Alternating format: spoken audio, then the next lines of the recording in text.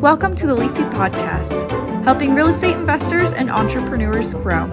Say hello to your hosts, Jennifer Grimson and Brian Price, founders of Leafy Legal Services, teaching you how to protect your assets, grow your business, and manage your wealth. Let's start the show. Hey, Leafy Podcasters. This is Jennifer Grimson and Brian Price. We are the co-founders of Leafy Legal Services, and we're here with you today with another wonderful, great guest. Tammy is still at the podcast conference, and we're very excited for her to be there. So now you just have us today. Okay, so the person that we have today, let me tell you a little bit about him. She is a single mom that found herself without any money. She didn't have a house. She didn't have a car. She didn't have a job twice in her life. And she had two kids. So she had, two children. Yes, she had two children. And then she had to figure out, well, what do I do from here? So do I just get a job? What do I do? She didn't win the lotto. She didn't get some big inheritance. She didn't have some incredible savings that she was able to take from. She had to make very small micro steps over the course of 4 years. And in that 4 years, she now has $1.4 million worth of income producing rental properties. She became a hard money lender, and she's also invested in private technology companies. So this is the exact type of person we want to talk to, because no matter where you're at in your business, whether or not you're very successful or you're just like, how do I even get started? The wonderful Jennifer Grimson with micro-empires.com. She's going to tell us how you can do it, how you can take these little teeny weeny steps and make your own micro empire. So welcome to the show, Jennifer. Thank you so much. Thanks for that introduction. Yeah, welcome, Jennifer. That's I like the term micro empire because it's like almost like jumbo shrimp. You don't think it goes together, but I think it will. So somehow it does. Yeah. So let's kind of dive into that and kind of figure out how you came to micro empire. Let's go through some of your background and how you lost everything twice. Right. Because I think everybody can probably relate at some point, but it's great to see that you picked yourself up and now here you are. So let's dive into that some. Okay. Thank you. Thank you, Jennifer, for that introduction. When I hear the story or tell the story, I have to just laugh because you have two choices, to laugh or cry. And there was a lot of crying going on. So now I just laugh. My money decisions, my mistakes were all relational, but that is really common. So I didn't buy expensive clothes. I didn't love to use my credit card. I didn't have a super nice car. I made poor relationship decisions with my money, and I turned my financial well-being over to other people. And that is a very common mistake. So the second time, especially for women, it happens to men too. And I talk to people every day about their money. And many folks are having that experience of, I just ended a 27-year marriage, and here I am renting an apartment and I've had to move out of my 4,000 square foot home. We had a guest, just to stop you, his name was Marco Kozlowski, who's very successful now, and he was literally he thought he was on top of the world, and he was in Amsterdam flying home. He goes to use his credit card, declined. Went to use another one to get a coffee, declined. When he came home, his second wife had cleared out all of his accounts, his business account, none of his employees got paid, and had taken half the stuff out of their house. So, and this was a very smart person, successful millionaire at the time. And his story it was humbling, how he got that way and then how he was able to get out of it. But it can happen to anyone. It's not just, sometimes you're just hit, and it doesn't mean that you're not successful. It just means you need to learn a lesson. Right. It can happen to anyone, and there's a couple things there. Number one is many of us sort of want to put our heads in the sand when it comes to finances.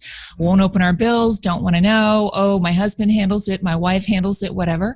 And the second part to remember is that if someone's going to lie to you, they're going to lie to you. And it doesn't make you stupid because you believed someone who lied to you. So, and I love stories like that, and I love that they're brave enough to share it, because we live in a culture now where everybody has to just talk about how great they're doing. And I was no different. I kept this all a secret, except for very close people who obviously knew about it, until I decided to do the podcast. And then it was like, well, I guess I'm going to have to come clean, and everyone's going to have to know. But as soon as I started talking about it, I realized how common it is. The second time, my credit was ruined. Clearly, I also had to go into Chapter 13 bankruptcy twice, because, the first time wasn't as much fun. And bad credit. No kidding. Okay. So bad credit's worse than no credit. It took me 3 years to rebuild my credit. And that was, chipping away every day with a sledgehammer to make it happen. And this is prior to when you could just get online and kind of do things. This is actually, writing letters. But once I started, the first investment was to get a house, which was a miracle that I was able to get a house here in Nashville in sort of a really not great neighborhood. From that point to 4 years later is when I was able to build up that amount of assets. The second thing was not just having the house, but discovering Airbnb. That's really what I did. I did short-term rental, and I was doing it here in Nashville prior to it being common. People would say, what's Airbnb? Never heard of that before. Oh, wow. And I kept saying, I'm telling you guys, my real estate investor friends, I'm like, this is amazing. And they didn't believe me. They didn't believe my numbers. And, there's a lot of lessons, I'm sure, with all the folks that you talk to, that they have the same messages. And I had been changing my mindset, my money mindset, listening to people and reading books. But one of the things that I heard a lot and I ignored was make the leap, jump in, believe in yourself. Well, if you're a single mother and I was the sole financial supporter of my kids, I couldn't do that. And I couldn't take away their health insurance.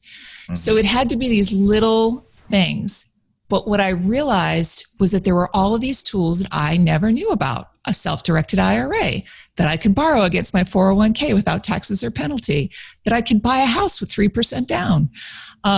So I kept my day job, kept my W-2, started to really double down on those tools that I was given that all of us have that we don't usually understand, because I just had my 401k and was putting my money in, didn't really know, and started to slowly move that needle. And the other part was becoming really comfortable with being uncomfortable. So once I got one house up and running, I was like, first of all, I made myself homeless overnight because Airbnb took off. And I realized I had to get another house. And I bought a second house, also in a not a great neighborhood, a really awful neighborhood that's now a good neighborhood. But I moved into that house. It was a brand new build with nothing but an air mattress, the dog who's sleeping behind me, and my suitcase. Stuck blankets up on the windows and lived there with nothing, and did that 2 more times. So, but I was really comfortable. Like, I didn't care as long as it got me, because financial chaos depressed me. It devastated me. I had so much shame around it. So I didn't care what I needed to do to give myself some security that no one could ever take from me again, because that's really what I was focused on. And just a side note, so in the meantime, I'm researching other ways to just kind of get my money making money. And the Airbnb market here in Nashville took off, and my profits started to go down. And I watched them go down for a little while, but I'm a believer that everybody on the team is on the payroll. So if I have an investment that's not performing, it's gone. So I sold all of them 30 days before COVID hit. Wow. I consider lucky, but I was watching my profits go down. Mm-hmm. And that's another lesson too. Like, maybe if I had lots and lots of money, I'm still on my path to financial independence. Mm-hmm. But maybe if I had a lot of money, I might think, oh, I'll wait it out. It's been good to me. It'll be fine. It'll all come back. There was no room for that. And I've reinvested into multifamily, but I'm also just sitting on my money. I've listened to your shows, and I really love the message that you guys are giving, because they're really useful tools that people can use. I'm sitting on it and I'm waiting, because our stock market is no longer a reflection of our economy. It doesn't mean you shouldn't invest in it, but it does mean that there are a lot of folks, and I used to be one of these people going, everything's going to be fine. Look, the stock market is fine. Therefore, we're fine. And that's actually not true.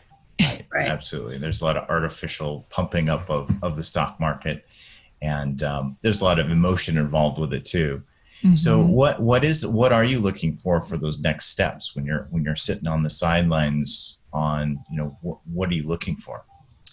Well, I'm still investing in the stock market. I do low index, broad-based index funds. I've heard you guys recommend those before. As I said, I went in as a joint venture. So with about 10 other investors on 67 doors in Knoxville, Tennessee. Okay. And I was able to do that. Now that sounds, when I posted about that, people who follow me were saying, well, that's not a micro empire. That's an entire empire.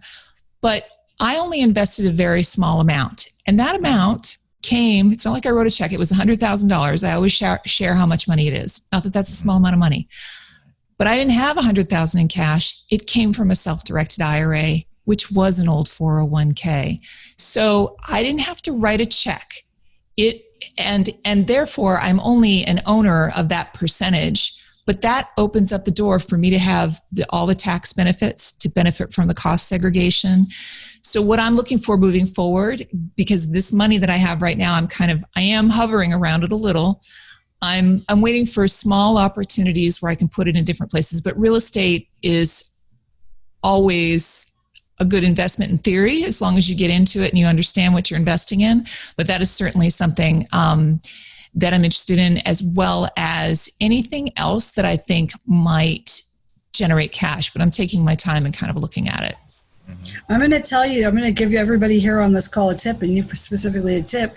If you haven't reached out to Dave Zook, he has an ATM investment opportunity that might be very attractive to you. And I know this because we have a client, and I'm not going to say who the client is, but they turned me on to it because he said, I have not been upset. I get a check. I like the mailbox checks, and this has been one of the better investments I've done.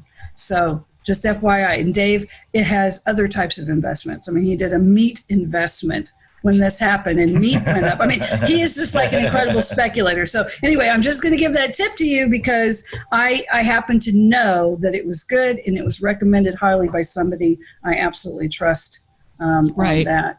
I love the fact that you are sitting back and you're doing this. And even though it's a fearful time for many people, you're not doing it fearfully because there's this confidence of, I need to make the right decisions and it will come to me when it comes to me. And I'm going to do this.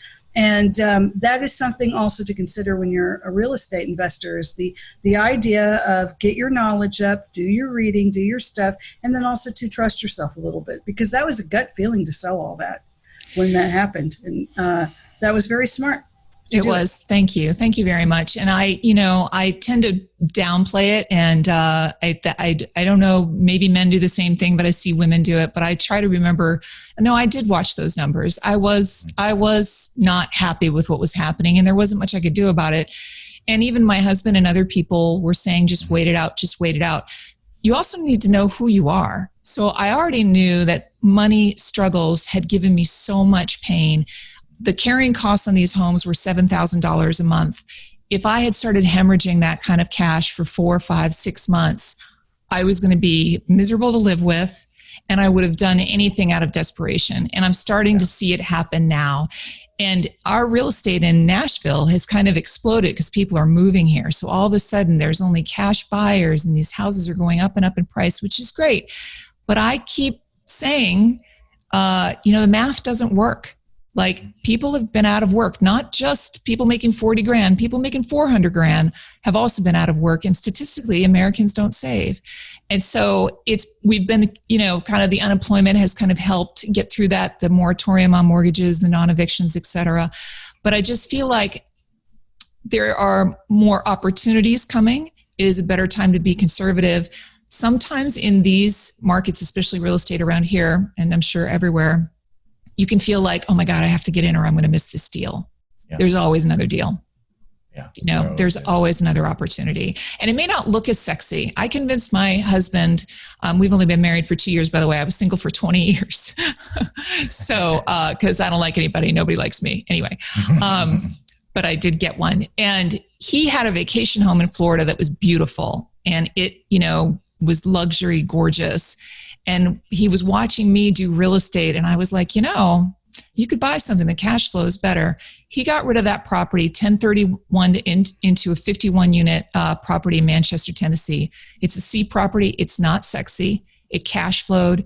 It allowed huge tax benefits. So, sometimes, especially looking from the outside in, people think, well, I have to become a flipper or I have to know how to rehab. I don't know how to do that. I can't hammer a nail in. Those aren't my skill sets. There's so many ways to be involved in real estate, and they can be small, incremental, decisions. Yeah, there is. That's one great thing about it. You used a term that I think I want to highlight because not many people talk about it, and it was profit. You kept saying your profits went down. You talk about, you're actually making money and cash flowing and things like that. And I think that's a lot of what people are looking more at, how much their house is worth, how much, it's more of a capital gains type of thing, but you don't make money only if you sell that house. And if you're wanting in and flipping and things like that, that takes a lot of energy and such. But to have a property that's cash flowing and giving you profits, that's a business. And so I liked you using that term. And I think, I wanted to highlight that because I think it's something that we aren't always looking at, because it's always like, oh, I bought this house, I sold it for so much, and I made this huge chunk of money. But if something's cash flowing, that's a profitable business right there. Right.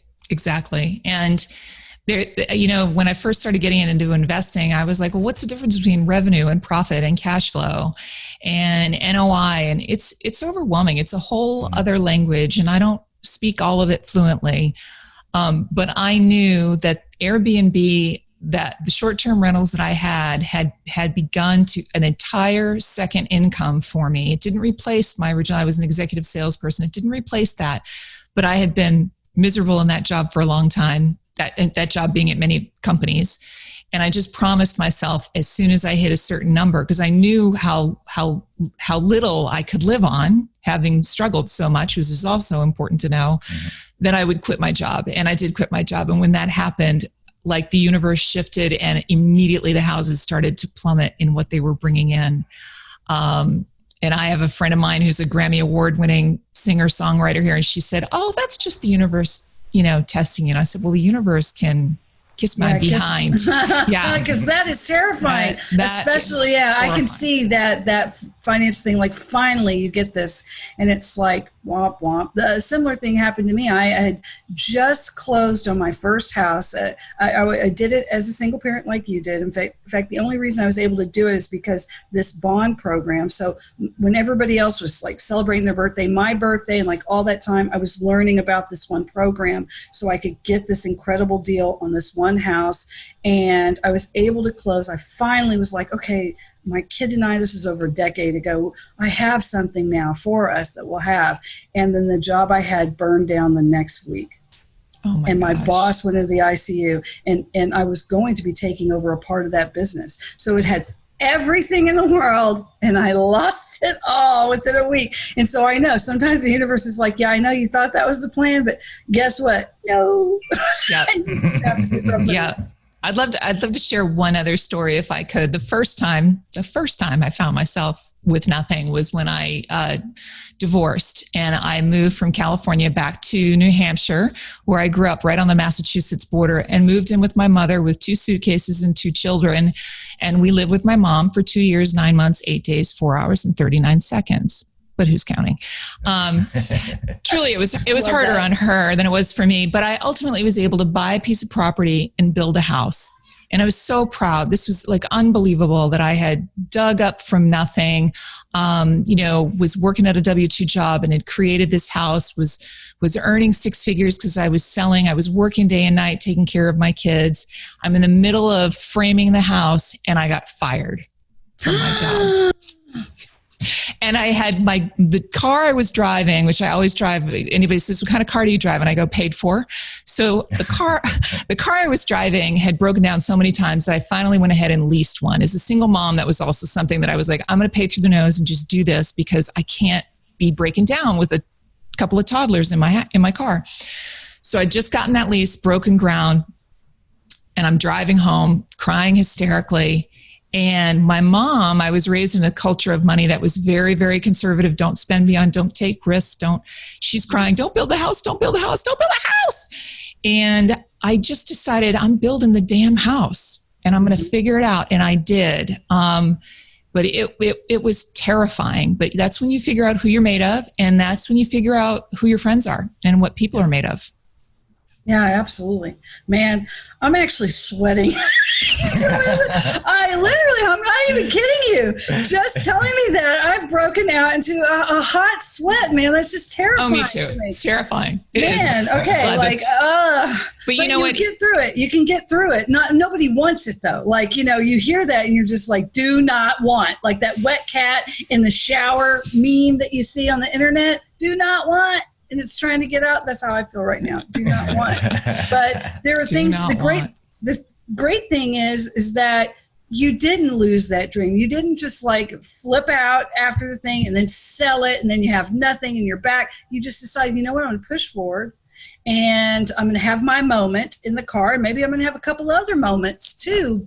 But once these moments are done, I'm going to I'll just have to get back. I can't let myself go to pot, right? I got these kids and I got this stuff. And I love that because you didn't let go of that dream. You just said, no, I really, really want this. And I'm going to find a way to make it happen. And when you grow up in either poverty or extreme conservatism, they tell you, yes, give up your dreams. Don't push forward. A bird in the hand is worth two in the bush. And all these things that are counterintuitive to actually living an abundant and happy and successful life. And rich people don't do those things. They will move forward. They will feel that dream. And I'd love, you just expressed that so great. And I'm going to steal that story and tell other people that story and try to remember Jennifer Grimson's story. I would just, that's my dog right there. And he sees somebody. So I'm going to try to mute my button, but if he starts to bark, I'm sorry. No, that's okay. We're all good with it. We're all home. What's it? We know everybody's at home. Exactly. Including the dogs. So you mentioned your kids a lot of times. And so how did you going through all this stuff with kids in tow? A lot of people use their kids as an excuse not to do something. How did you deal with that and even move forward? And what did you communicate to them as you guys went through all this stuff? Well, I hadn't, while they were growing up, I don't think I'd truly made the money mindset shift. All I had been doing was working at a job and earning as much as I possibly could. Now, I always had 3 streams of income.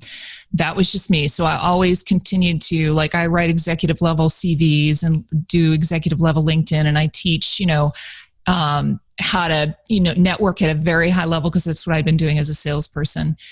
So they knew that I worked a lot. They knew that I had a job, but I hadn't really made the mind shift of, wait, I don't have to work as much. I knew I wanted to do that. Yeah. So I think they saw me working a lot. I know that unfortunately, I would have hoped they would have come out of that experience. I have a boy and a girl. Having learned all the lessons that I have. For my son, I think it really taught him a level of fear, kind of that I was working all the time. And now he's an adult and he has to make his own decisions about money and about what he wants. My daughter is the ultimate entrepreneur. I mean, she's starting a business she probably has 6 new businesses right now.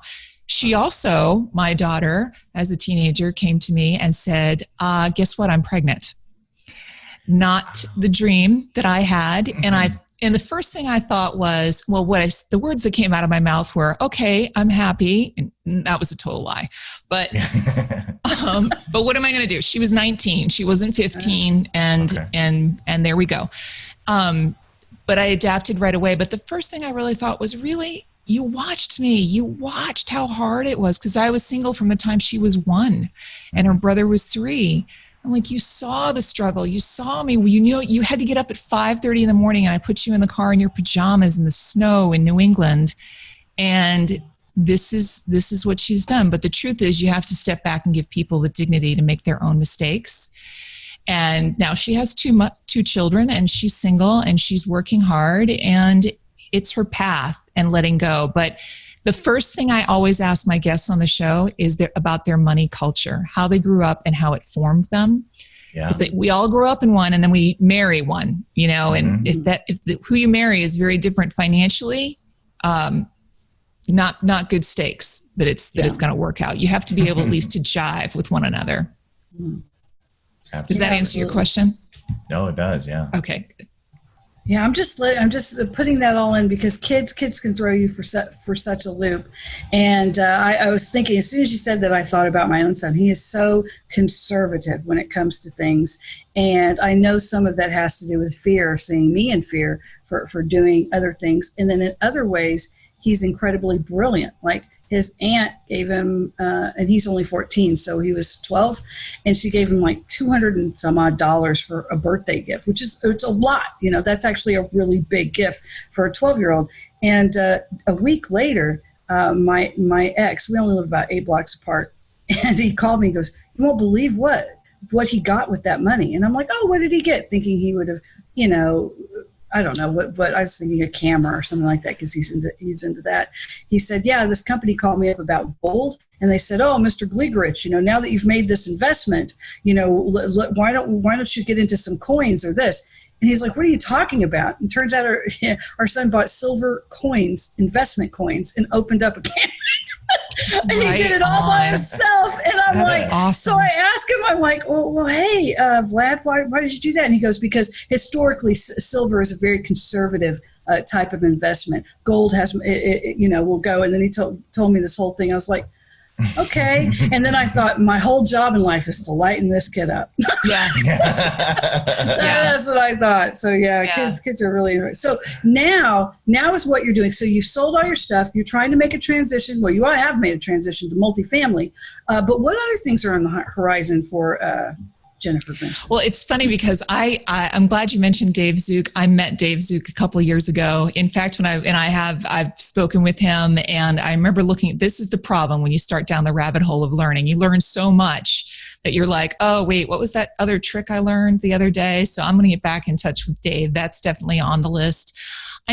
Other investments that I make are, if it's not going to earn money, it has to give me something that I couldn't get otherwise. So if I'm going to invest in something that might teach me something or give me, something that I really want. So I made an investment that I knew would not earn any money, and it's in a company called Third Home. And Third Home is luxury, high-end vacation homes. You know, these are people who have 6 homes and they go to them for a week a year, and it's they're empty and they're not renting it out. And there are 11,000 homes in 95 countries. Anyway, they had the opportunity where I could buy in, because I don't have a luxury home that I could put into this. But if I invested a minimum amount, I would have access to the club just like anybody else. So I came home and I told like a fancy timeshare? Except it's all over the world and anywhere you want to go, and there's no... So you're not just this one place like in Hilton Head or whatever. It's, you have this catalog, and then you just figure out where... Ooh, I actually like that. That's cool. And now they've changed their model so that anybody can do it. They don't necessarily have to be an investor, but they can... become a part of a club, but it allows you access in ways, it's just different than Airbnb. And if you look at it, it's incredible. But I came home and I had called the CEO, I'd done my due diligence, and I said, I'm going to invest in this company. And I think you should too. And he didn't get it. He goes, you just said, we're only going to invest in things that make us money. I said, it was a $50,000 investment. Again, self-directed IRA.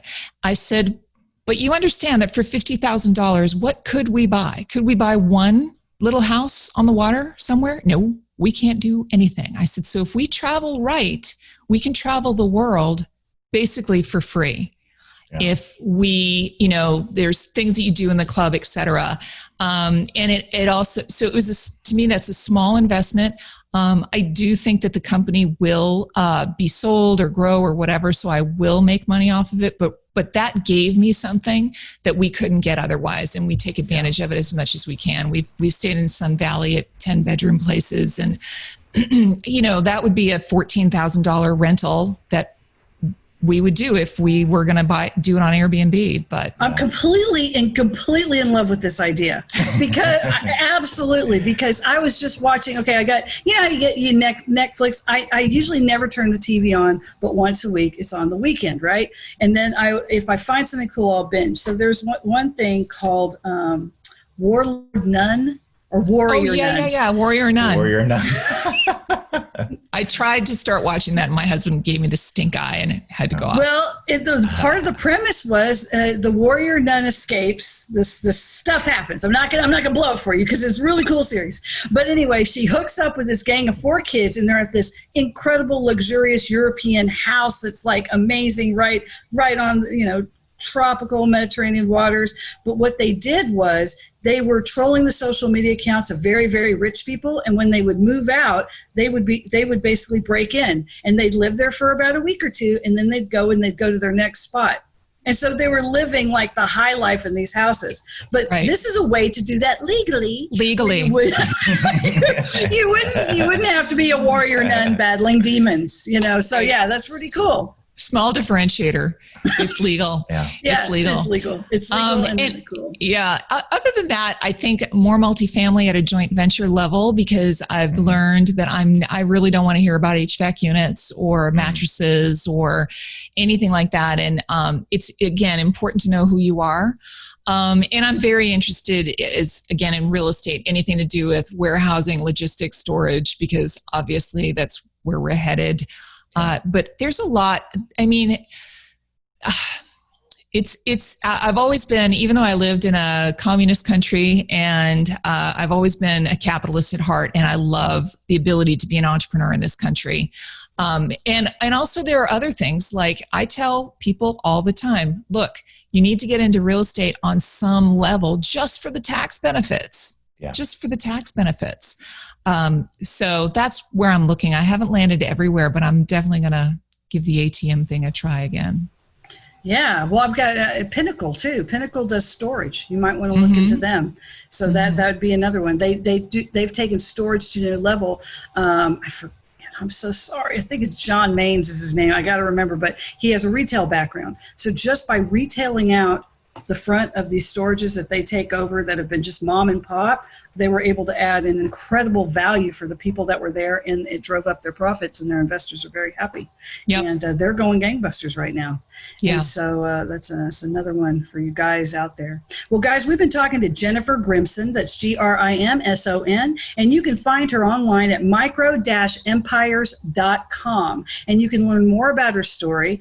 I really would like to find more about this communist country, but we've run out of time. Because that's like, wait, what? Did she just drop that? Okay, little country called Russia. It was a long time ago. Okay, well, we need to find out about that later. Maybe we'll bring you back on. I want to thank you so much for being here and giving all this incredible hope and very actionable steps that people can do, and if they're in a similar sort of place, and then also ideas for our people that are in real estate on things they can look at in the future. And as always, everybody, thank you for joining us. The links on how to meet Jennifer and ask her questions will be here. If you have any questions at all and you want to reach out to Tammy, you can. That's TAMMY at leafylegalservices.com. And also, too, don't forget, if you're listening to us on iTunes or Google or there on the radio out there in Atlanta, be sure to review us. The reviews help us get out to more people so we can get this education out to the world. Thank you, Jennifer, again for being here. And thank you, Brian. And everybody have a wonderful day. Bye-bye. Thanks so much. Thanks. Attention real estate investors and entrepreneurs. Did you know that real estate investors are a primary target for lawsuits? According to the National Survey of the Court data, 25% of Americans risk being sued in their lifetime. However, if you are a real estate investor, you have a 95% chance of being sued in the next 20 years. Leafy Legal Services helps you protect your assets and strategically grow your business and wealth. Leafy Legal Services are experts at the Series LLC and Delaware Statutory trust, two of the newest and most ideal legal structures for real estate investors. Leafy Legal Services have the most personalized and affordable solutions for setting up LLCs. Property owners are always at risk when it comes to their assets. Anonymity is so important. If you own just a rental house and you own your home, you have to protect yourself and your properties from any potential legal issues. Leafy Legal Services have the right solutions to make sure you are happy and feel secure.